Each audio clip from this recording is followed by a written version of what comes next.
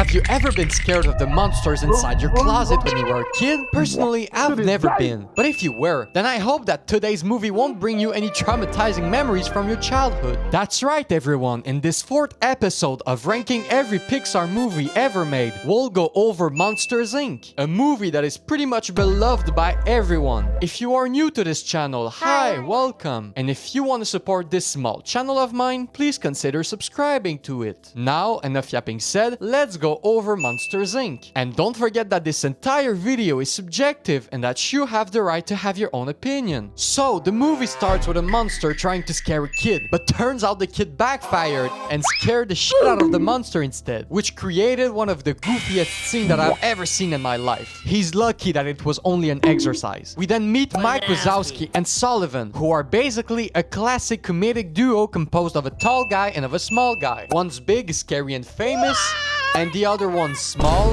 funny, and green. They both work at Monsters Inc., a company that scares children for a living. Turns out, children's screams can be used as power in their city, because it's like their equivalent of electricity.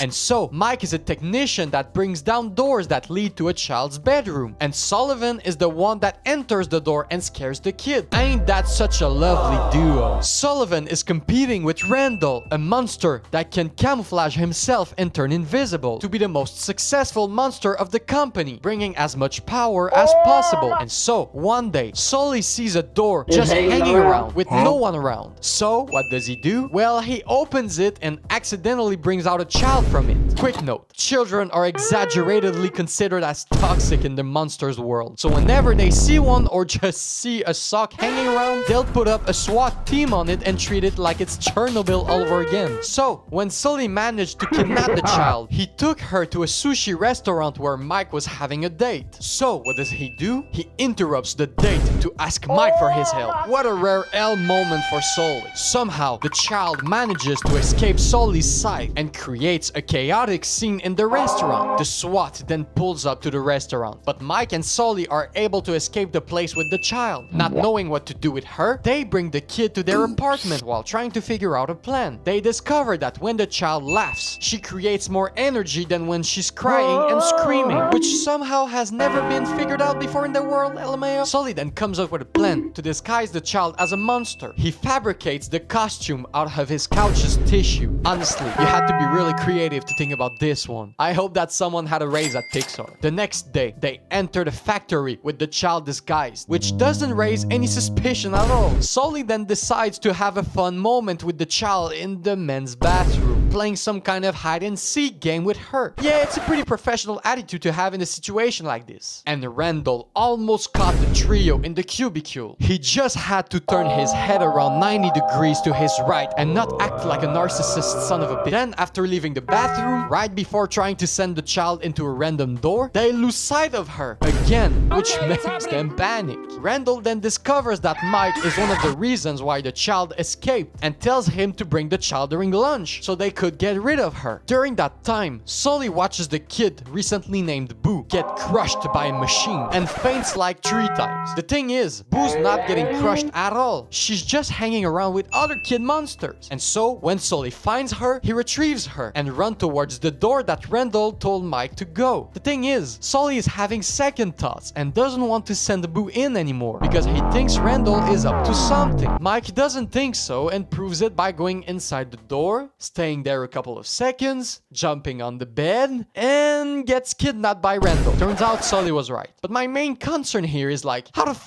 did Randall not realize that he kidnapped Mike instead of Boo? Like, is he blind or something? Anyways, Sully and Boo find Randall's secret laboratory and save Mike from giving a BJ to a machine. Then, in a surprising turn of events, Water News reveals himself as the one who told Randall to experiment on the kid with that strange machine. Then, Mike and Sully get sent into the human world as some kind of punishment, while Water News steals the child. After meeting this chill guy in the snow and having a serious debate, Sully leaves Mike to go rescue Boo. When arriving at the factory, he finds Boo, but Randall starts to fight him in his invisible form, which just makes Sully look like he's having a stroke or something. The fight then continues in the door storage, and it just looks like they're playing hot potato with the child. Mike and Sully finally send Randall into the human world forever through a door store where he was treated as an alligator? Well, I don't know what kind of world he entered, but it's clearly not ours, because no alligator looks like that. Mama, another gator got in the house. Another gator? Give me that shovel.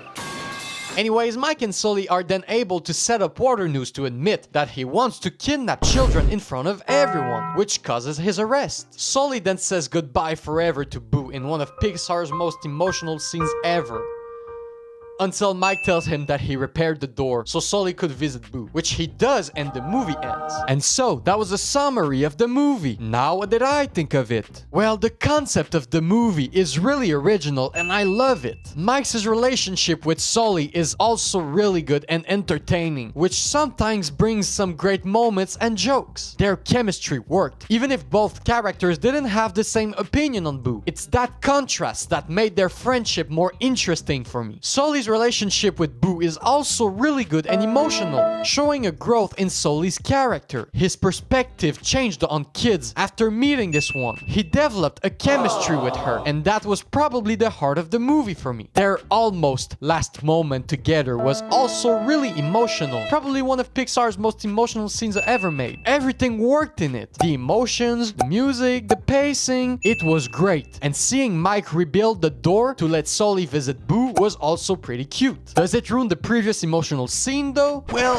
not during the first watch through, but maybe it does when you finish the movie, I don't know. Would I have preferred it if it didn't happen? No, I don't think so. I still think it was a good and positive send-off. I also really like how colorful the movie is, and how diverse the character designs are. Each monster, even the ones in the background, look unique, and I love that. Shout out to the details of this movie. Now, I've said many positive things about this movie, so let's talk a bit about some stuff that I think could have been improved. Now, I think the story itself was too long for what it is. I found it so repetitive with Boo always going loose somewhere. I think they stretched it too much and could have added more stuff in it. The pacing though was okay. It's just the journey that was a bit repetitive. Now, the humor for me was a hit or miss. I think the joke formula of this movie worked well, with the joke being established through visual details and some corny dialogues. But I think they were a bit too much of them. Some were good, but some felt forced and repetitive. The amount of jokes could have been shortened a bit, but it's fine anyways. Also, chat, am I the only one who believes Randall was nerfed? It's like Mike and Sully had plot armor, because believe me, if it wasn't for plot armor, Randall would have found them so many times. His character usage was so ridiculous.